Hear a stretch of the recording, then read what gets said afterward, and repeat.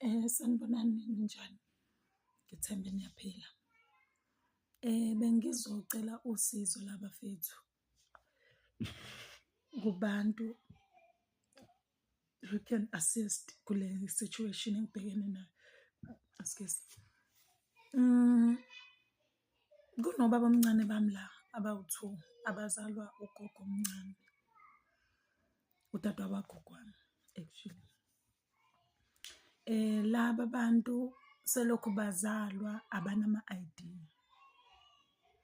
Abanawo ama-ID, ugogo azabenzele.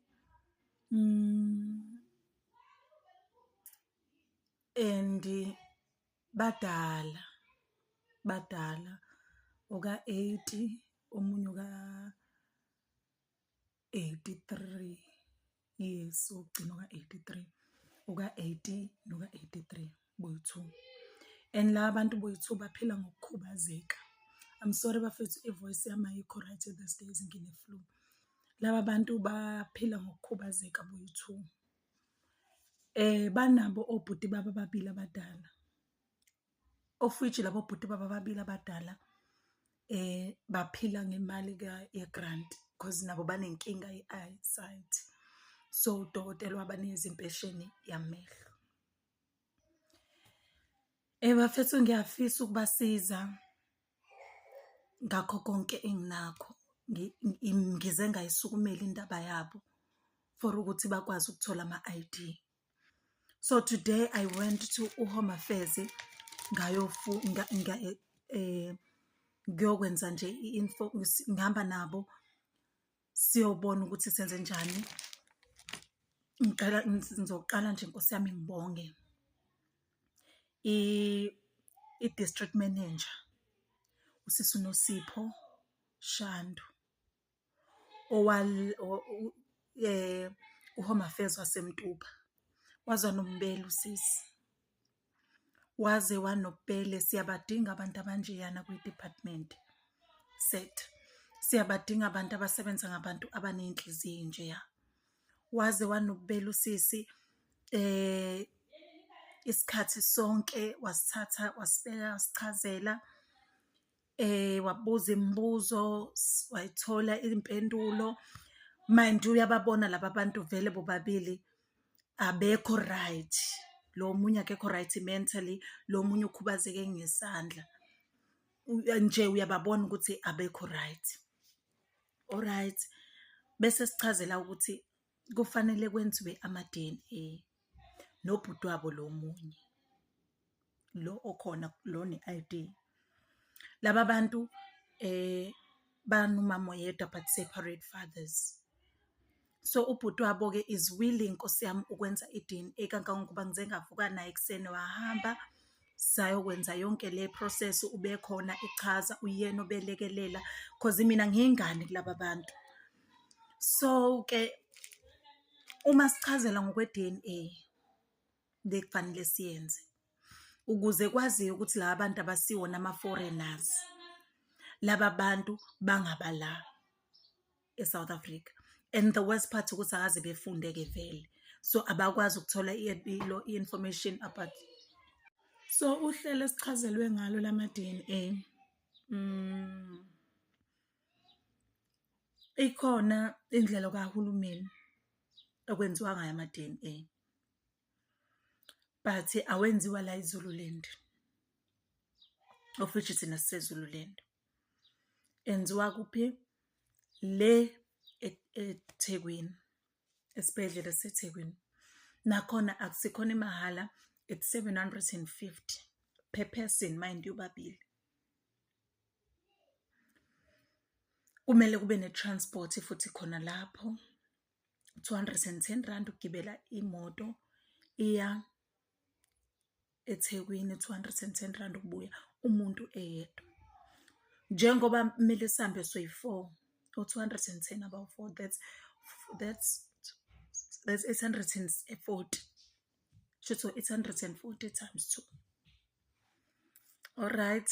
Nakhona-ke imoto angithi niyazi ukuthi izoshiya la ishiya khona, kufanele sithathe i-taxi esibhekisa kuleso sibhedlela sobe siwenza khona. Ngicela ukuqhubeka. Kwashiwo kuthiwa kunanendlela yokuthi uma sikhetha thina ukuzenzela thina, bakhona odokotela. Iyona enye indlela futhi le esiyenza ngayo. Alright. Sahamba-ke bafethu senza ama-quotation kodokotela. Udokotela nje wokuqala esiye kuyena khona la eMtuba. Ngoba bafethu ngifuna unikhombisa ukuthi I'm not making this up. Anti nabo ama-documents. Omafesi. Awu-2, amaphepha awu-2, yabo. Omafesi. Izinto zobaba omncane lezi engibuye nazo namhlanje nanka amaphepha awu-2 ase-Home Affairs. Siyeke komunye udokotela wokuqala. Uthela udokotela wokuqala ukwenza i-DNA, process nje ye-DNA. Njengoba bewu-3 because it's gonna be 2 brothers against 1. Kuzoba yilo yedwa enze nalo, aphinde lo enze nalo. Yabo. So it's gonna be 4,050 rand. Bese kuba ukuthi imali kadokotela bayithamza ngo3 because bona babala isiqu somuntu ababali ngephe. Kuzoba 1.5 because 1 u500. Shothi 1.5 times 3. It's 1.5. 500 times 3, I mean, it's 1.5. I-consult isiyonke i-5,550. Then uma sekubuya ama-results kufanele sizokhokha lo 1,500. Yangizwa na? Sesizocollecta ama-results. Yonke leyo mali masuyibala iko 7,000. Labantu abasebenzi. Labantu abanamali. Angisebenzi nami because ube ngiyasebenza bengizobalekelela. Saya ku-second doctor. The second doctor, ngifuna nibone, I'm not making this up. Naku. This is the first doctor. Saya ku-second doctor, nansi. Usibhalele. Lona ke uyena obe cheapest. The whole process is about 4,000. Ilebu, ama-swabs and everything is about 4,000. Then yena udokotela imali yakhe ayichargeayo, it's gonna be 500 rand. Ukuthi yena uzocharge malini 4.5 sekukonke konke. So bafethu into bengizoyicela lana, ngicela ningilekelele. Ngiyafisa ngenhliziyo yami yonke ukuthi laba bantu obabomncane basizakale bathola ama-ID. Ngicela abakwaziyo ukuthega ubaba uAyanda Msweli. Noma anyone who's willing to assist, ngiyacela ningisiza. Ningisizela labantwana bakagogo bobabili. Isifiso sami ukuthi bekwazi ukuthola imali yegrant, bakwazi ukwakha izindlu zokulala because kwamanje abanazo ngisho izindlu zokulala. Lo munye egule njalo ubhizi ulusa inkomo in order to earn a living.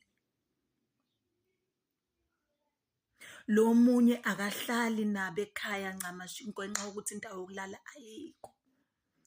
Uhlala emzini yabantu. So ngiyanicela bafethu ofisa ukusiza nofisa ukulekelela, ngisacela ningisiza.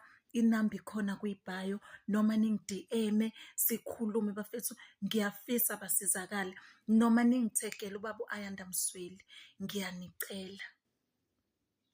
Isifiso sami ukuthi at least kushaye iphela inyanga sazi ukuthi sesikwenye iprocess mhlambe sesilinda ama-ID. Ngiyanicela bafethu. Isayindi process kusafanele beyokwenza ama-interview kusekude. Into ezosibamba njengamanje nje ile DNA. So ngiyanicela ningilekelele ingane zakwethu. Ngiyabonga kakhulu. Sanibonani bafethu, ngithembe niyaphila. Ngangifake ivideo la ngicelile ukuthi kunoba bomncane bami ngicela ningisizela bona, ningithekele ubaba uAyanda Msweli. So ngabona ukuthi ngangiyenze ngingedwa le video. Sengithi angiyenze ke nginabo nibabone ukuthi namba abantu engibacelela usizo. Kahle kahle umuntu abengekho nangu ophila oyiphilisa ngetoho lele ngangilishilo. usanda kubuya manje sengithi ake ngiphuthume ngoba usekhona ngenze le video. Bafethu ngiyacela angakalutholi usizo. Yebo kukhona abantu abathe ukuphosa, ngiyabonga kakhulu kulabo. Nabangifonelile abanye bathi bazobona uma kuphela inyanga. Nanoma u-R10 bafethu ungasiza kulesi simo esikusona njengamanje. Ngizocela nobaba omncane asondele okuyena bhuti wabo esizokwenza naye lama DNA test, senzele labo babili. Sondela bamusha. Nangu umfowabo omdala okuyena naye ohlala nalo ngemuva. Uyena-ke omgadayo. Njengamanje naye ubaba omncane uyiphilisa ngemali ye-grant, i-social grant, akasebenzi njengoba nimbona. Uyayigulela, akaboni ngisho emehlweni, uhola imali, unenkinga yamehlo, akaboni kahle emehlweni. Yibo-ke laba bantu bafethu engibacelela usizo. Ngiyacela abangakhona ukungisiza, ngicela abangisize. Uyabona nje loya uka-81 akanayo i-ID, uka-83 lo semva kwami akanayo i-ID, bobabili abanawo ama-ID. Kufanele siyokwenza lama-DNA. Lama-DNA abiza u-4.5 esewonke. Kanti ukuya eThekwini ngeke ngize ngikwazi ukuhamba nalaba bantu ngedwa ngigibela i-public transport ngibasa le. Uyambona nje, uyababona ubabuka ukuthi laba bantu kahle kahle abekho right. Uyababona ukuthi bayayigulela. Lo nje ukhubazekile, veza isandla baba omncane bakubone lesi sandla esinenkinga. Uyasibona isandla? Faka ngabe lo muntu uhola imali esibonelo sahulumeni. Ubuke naye lo ngemuva, naye nje unenkinga yakhe. Kube ubaba omncane naye uyayigulela. So ngiyacela bafethu abangafisa ukuphosa o-R10 singahlanganisa sibone ukuthi siphuma kanjani, noma niqhubeke bafethu nisimemezele ubaba aHanda Msweli siyamdinga.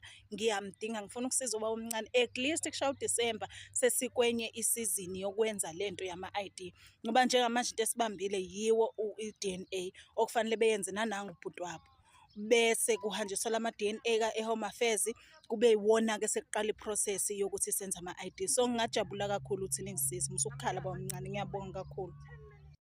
Hello Mzansi, welcome to Umgosi waseMzansi. Nangisisi ufake lama video laphayana ku TikTok. Uyasho ukuthi ucela ukuthi abantu baseNingizimu Afrika bamside ngokuthi aside bomalume wakhe njengoba semvela sichaza story sakhe.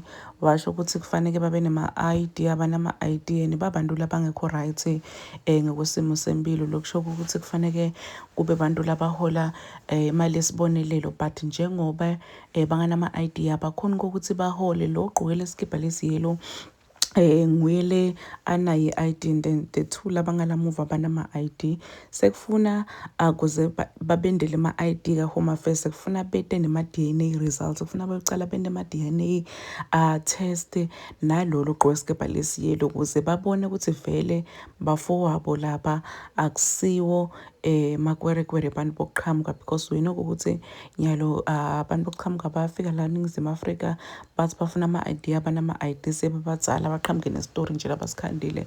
So to make sure ukuthi these are actually really South Africans, bomfowa lo ogqoke isikibha lesiyelo kufanele ukuthi bapende ama-DNA test. And uyasho sesiko ukuthi abanayo imali, bayacela ukuthi abantu base-South Africa babaside uphose nje lo unako noma ngisho ngu-R10 ungasida kakhulu, because ubalile samva into ama-calculations ukuthi imali lengahle kudzingeke ngimalini. So uthi uyacela ukuthi abantu base-South Africa ngazuthi bangaphosa sandla, nkosi yami, baside sibonile namalume legqoke isikibha lesiyelo bese keva buhlungu shame, seka-emotionally sekaze sekakhala kwaze kwaba buhlungu kakhulu guys. Le story salo sisi. Please do comment what you think below down on the comment section. I'll see you on the next one. I'm signing out.